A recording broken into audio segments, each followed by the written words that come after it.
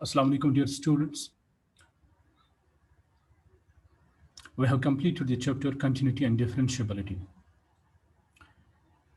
In this lecture, we will be revising this chapter at a glance. हम सारे concepts को इस class में रिवाइज करेंगे। हमने इसमें क्या पढ़ा है और कौन कौन से चीज़ों को किस तरीके से हमने किया है। So let's revise. The first concept that we have gone through in this chapter is continuity. So continuity जो है वो किस तरीके से हमने डिफाइन की है।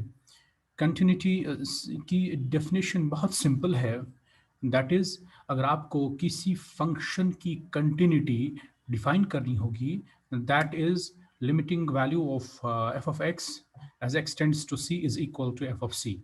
सो सिंपली हम इसको ट्रांसलेट करेंगे इन वर्ड्स. जब limiting value of the function is equal to functional value, limiting value और फंक्शनल वैल्यू किसी फंक्शन का कोइंसाइड हो जाए किसी पॉइंट पे या at all points of the domain of the definition, तो हम फंक्शन को कहते हैं कि ये कंटिन्यूस फंक्शन है. यानी किसी पॉइंट पर आपको कंटिन्यूटी चेक करनी होगी किसी फंक्शन की, उस पर उस पॉइंट पे उस फंक्शन का functional value means F of C और limiting value that means this left hand side, they should agree, they should be equal. तो हम कहते हैं कि ये फंक्शन जो है ये कंटिन्यूस है. अगर फंक्शन कंटिन्यूस ना हो तो ऐसी फंक्शन को हम डिसकंटिन्यूस फंक्शन कहेंगे. नेक्स्ट जो है इसके साथ में हमने कंटिन्यूटी के बारे में डिफरेंट फंक्शंस को देखा. जैसे कांस्टेंट फंक्शन जो है वो हमेशा के लिए कंटिन्यूस फंक्शन होती है. ओके, ये कांस्टेंट फंक्शन जो है it's always terms continuous. Okay, और इसी तरीके से हमने आइडेंटिटी फंक्शन को देखा. Identity function that's continuous on the set of real numbers. Identity function define होती है f of x is equal to x. Okay. इसी तरीके से हमने ये देखा कि अगर कोई फंक्शन जो है वो कब हम कहेंगे कि वो कंटिन्यूस है. एक तो कंटिन्यूटी एट ए पॉइंट हुई और एक function is continuous. Function is continuous means it is continuous at every point of the domain of definition. So अगर आपसे कहा जाएगा कि कोई फंक्शन कंटिन्यूस है, that means you should understand that that function, since we are talking about the real functions, that function is continuous at every point of the domain of definition. Okay, so modulus function हमने देखी है. modulus function is defined as f of x is equal to mod of x, और ये function जो है it's also continuous, although it has a wedge shape at x is equal to 0, but it is continuous. The graph do not break at any point, so it is a continuous function. So इसको कैसे हम algebraically prove करते हैं, that we have gone through. इसी तरीके से polynomial function जो है वो continuous function होता है.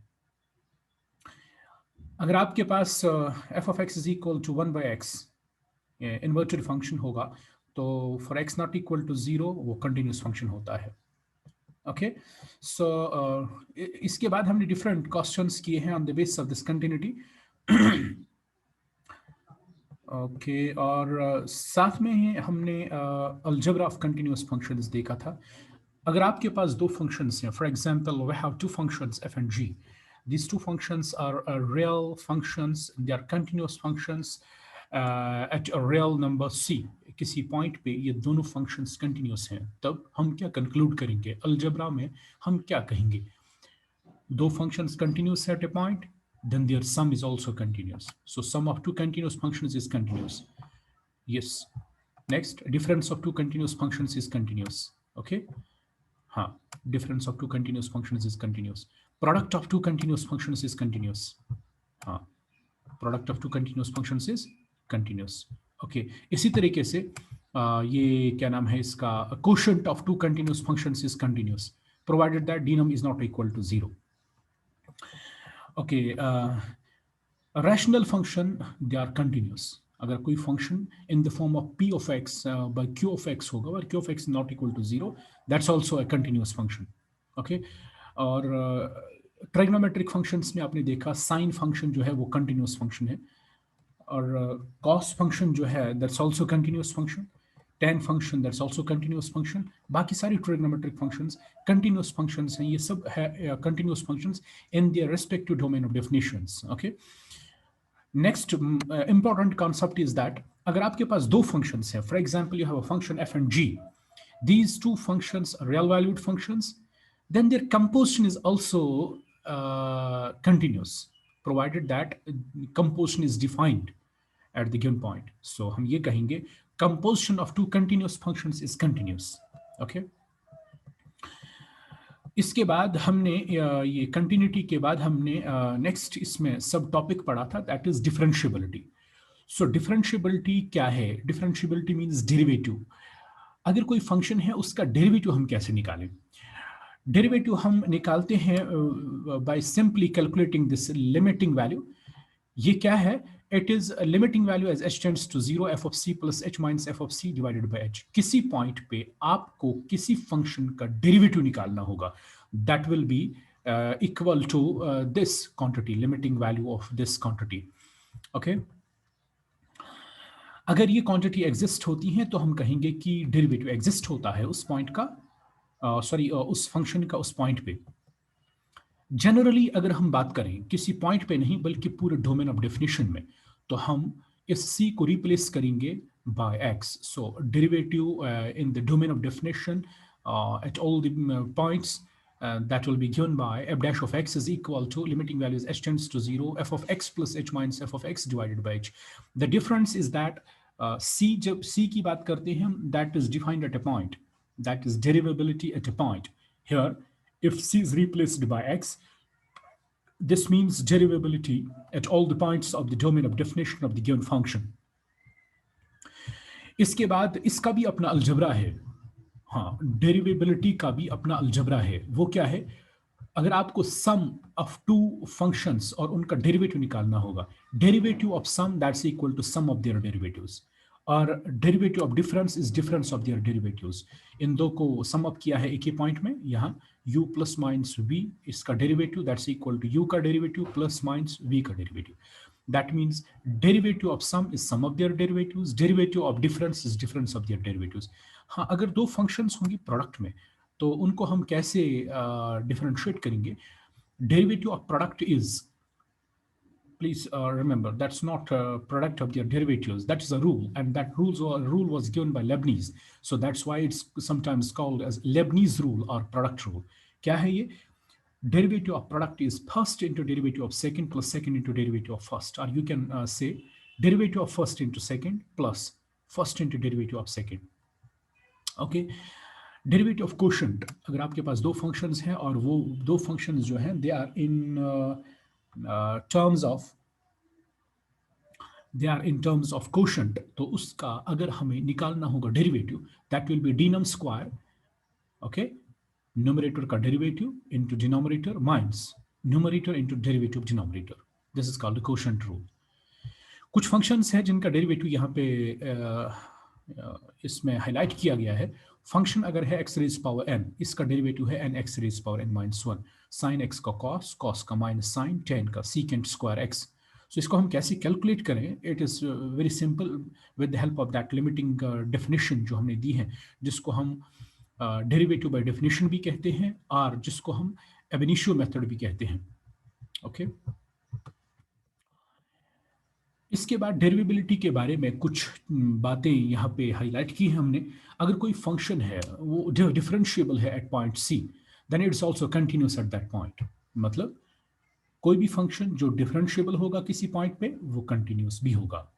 Means differentiability implies continuity at a point.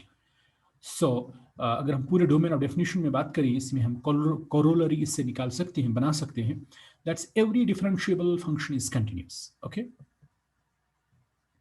But the converse is not true because we do have some examples. इसके बाद हमने इसमें differentiability में chain rule पढ़ा. For example, we have a function. That function is composed of two functions. Say f is composed of u and v. Then if we are supposed to find d by d of x, that will be calculated by d by d of x is equal to dv by dt into dt by d of x. Where this t that we have introduced is equal to u of x. Okay. Subject to the condition that these exists, इनका derivative exist करता है। इसी तरीके से इस chain rule को हम extend कर सकते हैं for 3 variables. If we have a function that is composed of 3 functions, और n फंक्शंस को भी हम इसमें एक्सटेंड कर सकते हैं। We can extend this chain rule up to n variables. Okay, so इसके बाद हमने इसमें इस कॉन्सेप्ट पे एक्सरसाइजेस की हैं that we have seen here. और उसके बाद एक और कॉन्सेप्ट आता है that is derivatives of implicit functions. अगर कोई फंक्शन इस तरीके से लिखी जाए y is equal to f of x, okay, तो ऐसी फंक्शन को हम कहते हैं it is explicit function. However, if a function is not, that cannot be written in this form, y is equal to f of x, means हम y को और f of x को अलग नहीं कर सकते, okay, they are mingled, हाँ, उनकी खिचड़ी बनी हुई है, just like we have here x plus sine xy minus y is equal to 0, and we are unable to uh, take a y on the one side and x on another side, so this function is explicit function, okay। और इनका derivative हमने देखा है कि कैसे हम इसको solve करते हैं। इसके बाद हमने derivative of inverse trigonometric functions देखा। कुछ इनवर्स ट्राइगोनोमेट्रिक फंक्शंस का डेरिवेटिव यहाँ पे हमने हाईलाइट किया हुआ है। अगर आपके पास फंक्शन है cos इनवर्स x, उसका डेरिवेटिव है -1 divide by under root of 1 minus x square. cot inverse x का -1 divide by 1 plus x square. Secant inverse का 1 divide by x under root of x square minus 1। Cosecant inverse x का -1 divide by x under root of x square minus 1। इससे पहले हमने sine inverse का भी निकाला है। साइन इनवर्स का है यही जो कॉस इनवर्स का है, एक्सेप्ट दिस -1। tan का यही है, लेकिन 1 divided by 1 plus x square without this negative sign, okay. Okay, इसके बाद हमने एक्सपोनेंशियल और लॉगरिथमिक फंक्शंस को देखा था और उनके डेरिवेटिव्स को देखा था। तो ये जो लॉगरिथमिक फंक्शन है, लॉगरिथमिक फंक्शन को हमने डिफाइन किया था। अगर आपके पास कोई फंक्शन है y is equal to f of x is equal to b raise power x, so this is exponential function where this b is the base and x is its exponent। तो अगर हम logarithmic की बात करें, logarithmic function की बात करें, तो for example you have b raise power x is equal to a, तो हम कहेंगे कि logarithm of a to the base b is x।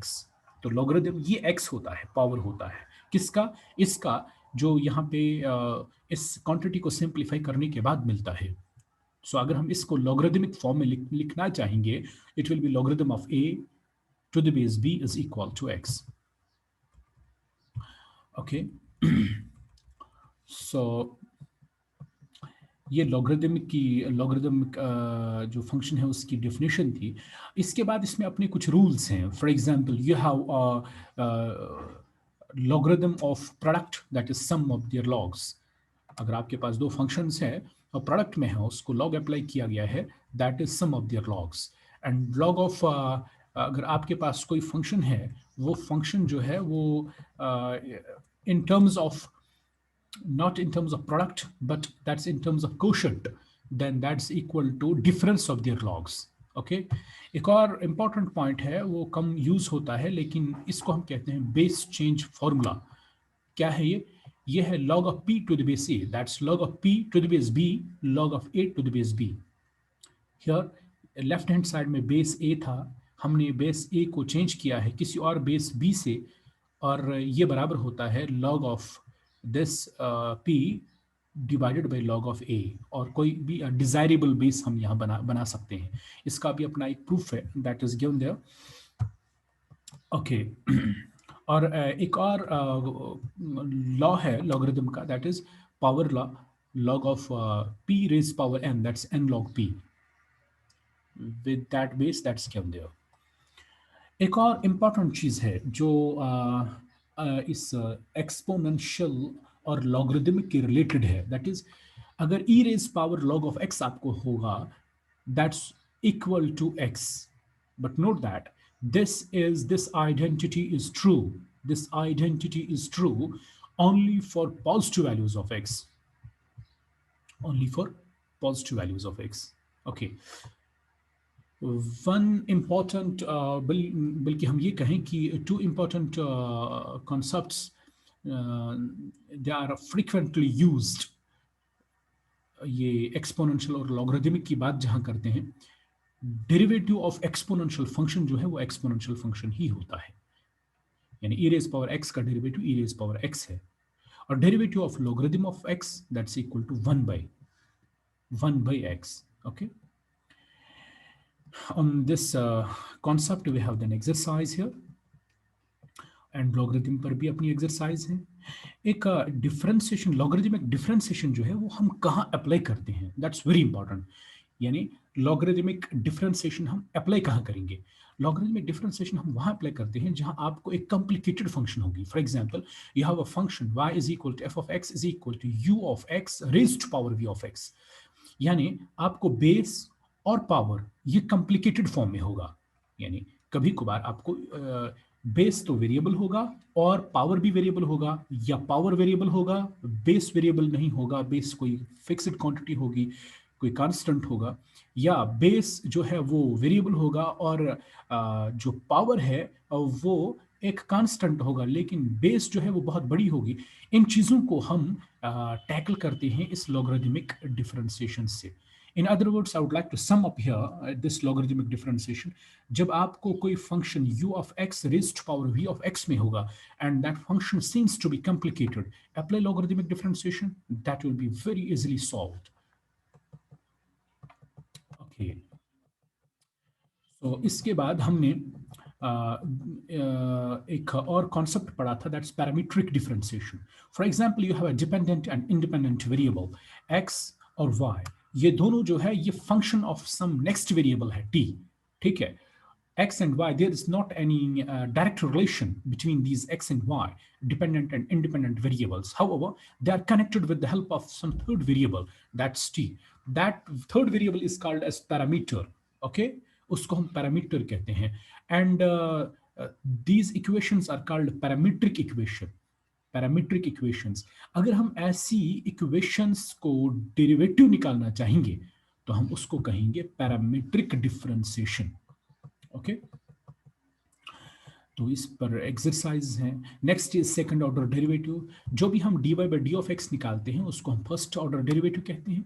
अगर हमें ये फंक्शन जो मिला F dash of x, right hand side of this जो फर्स्ट इक्वेशन में है, अगर हमें ये फंक्शन जो यहाँ पे मिला F dash of X, we consider this as function. If this function is also derivable and we want to find its next derivative, that's called second derivative, and that's denoted by d2y by dx2. This is actually the derivative of the derivative. इसकी notations different है, कभी कभार हम d2y और y double prime और y2 से भी इसको डिनोट करते हैं जब y is equal to f of x होगा। सो इस पर डिफरेंट हमने एक्सरसाइजेस की हैं। इसके बाद एक लास्ट कॉन्सेप्ट, इंपॉर्टेंट कॉन्सेप्ट जो इस चैप्टर का है, that is mean value theorem. इसमें हमने दो थ्योरम्स को पढ़ा है। One is Rolle's theorem. Rolle's theorem क्या है? Rolle's theorem actually gives the existence of a point for a given function that is continuous and differentiable. अगर कोई फंक्शन कंटिन्यूस है on the closed interval a b, okay, और वो differentiable भी है on the corresponding open interval, और वहां पे ऐसा है कि function agrees at 2 points a and b, so f of a and f of b they are equal, then हम क्या कंक्लूड करते हैं कि वहां पर एक पॉइंट एग्जिस्ट होता है जिस पे डेरिवेटिव वैनिश होता है।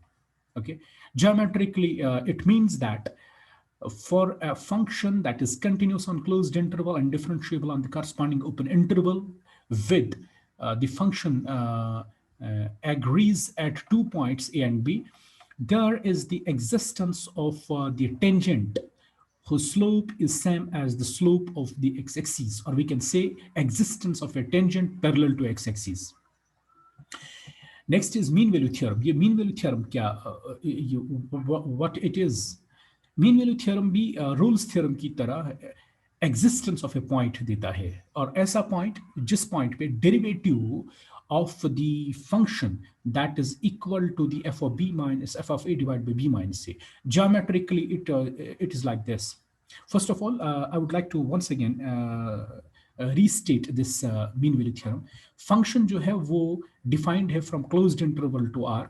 It is continuous function on closed interval and differentiable on corresponding open interval. The difference between Rolle's and mean value theorem is that Rolle's theorem में 3 कंडीशंस थी और मीन वैल्यू थ्योरम में हम एक condition को relax करते हैं, that is f of a is equal to f of b. वो यहाँ पे नहीं है. लेकिन उसके बगैर भी आपको यहाँ पे एग्जिस्टेंस ऑफ ए पॉइंट है, पॉइंट सी, सच दैट उस पर डेरिवेटिव फंक्शन का that's equal to f of b minus f of a divide by b minus a. What does it mean? ये क्या है ज्योमेट्रिकली? ये क्या, what does it mean geometrically? It means that slope of the tangent at point C is equal to this right hand side is actually the slope of the secant or chord. ये slope of the secant है. So it says that slope of the tangent at point C is equal to slope of the secant to the corresponding curve जो continuous होगा और differentiable होगा. Okay, so this was all about this chapter. Hope you have got it. For if you have any query and question, you are welcome to ask your queries and questions in the group or in the link of this video. Thank you for joining the class. Thank you once again.